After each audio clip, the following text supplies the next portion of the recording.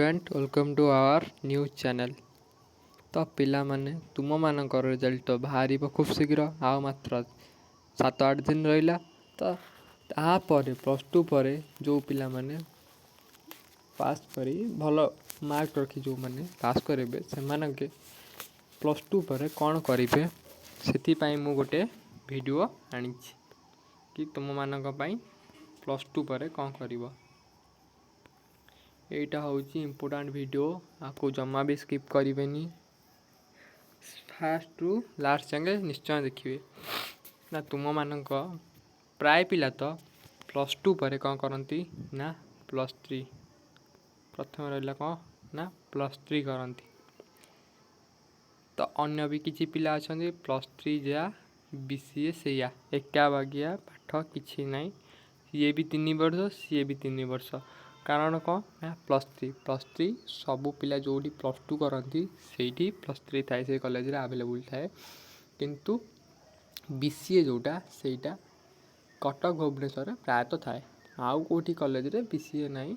कटक भुवनेश्वर प्राय बीसीए अच्छी बुझीपार किंतु प्लस थ्री जा बीसीए से प्लस थ्री पर भी तुम्हें एमबीए कर कि बीसीए पर भी तुम्हें माने एमबीए कर सेमती किसी ना एका बागिया पाठ प्लस थ्रीटा किंतु सहज हम कारण तुम घर पाखे कॉलेज अच्छी किसी पैसा भी अधिक खर्च ना जदि तुम बीसीए कर कौटी जा पैसा पत्र खर्च हम तुम हस्टेल रुह कि खाଇବା पाइबा खर्च एगुड़ा सब हम तो प्लस थ्री तुम लगी बेटर हम। तापर रहा आउ कौन ना प्लस टू पर कौन कर नेक्स्ट हो कौन ना आईटीआई तापर रहा कौन डिप्लोमा ये 1 गला 2 गला ये रहा 3 ये 4 तापर रहा कौन ना डिप्लोमा तो प्राय पिला समस्त गोटे ड्रीम थाए मु सिविल इंजीनियर हेबी किए कहे मु मेकानिकल इंजीनियर हेबी एम सब पिला कहती किंतु डिप्लोमा भी गोटे भल पाठटे। डिप्लोमा कौन ना तुम्हें माने 10th पर 10th पिला जो एग्जाम देते से मैंने भी डिप्लोमा अप्लाई करें प्लस टू पिला भी चाहिए डिप्लोमा अप्लाई करें किंतु जो प्लस टू जो 2 वर्ष जो पढ़े से 2 वर्षटा वेस्ट हम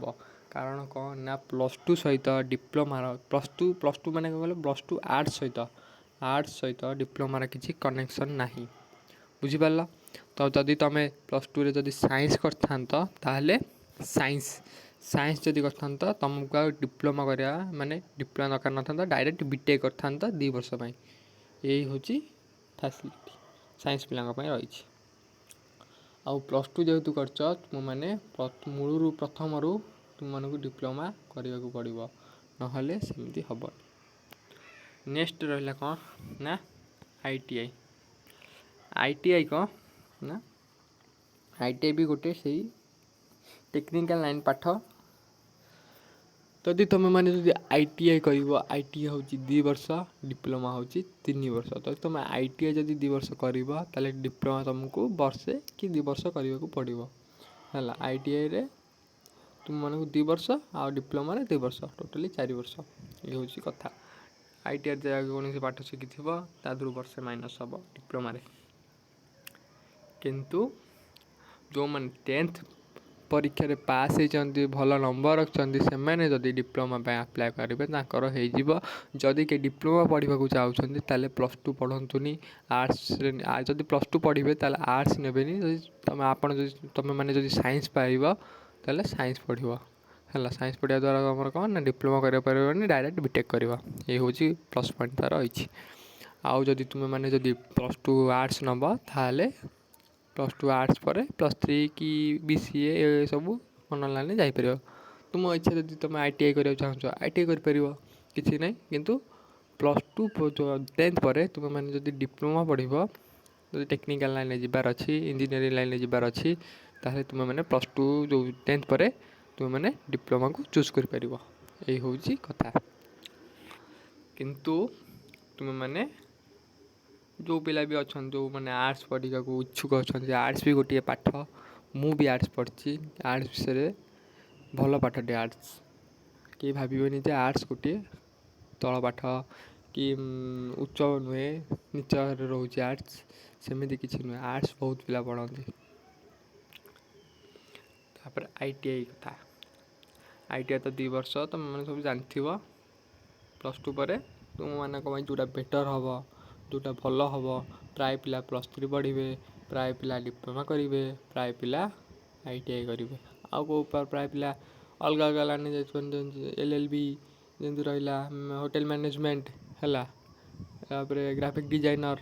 ये सब गुड़ा सब रही से गुड़ाक भी नहीं पार किंतु से सब ये अवेलेबल नहीं से गुड़ा सब कटक भुवनेश्वर बाहर बाहर जगह अच्छी किंतु तुम मुताबक यही जो अंचल जो सब स्थान रही जो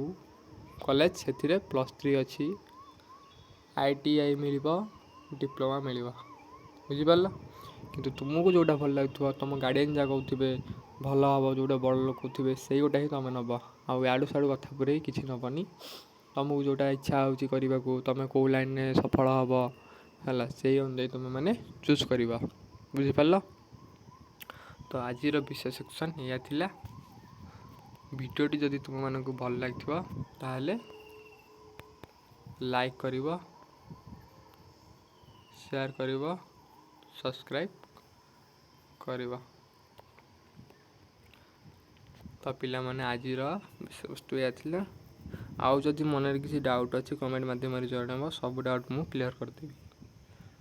तो आज रोचे ओम नमः शिवाय।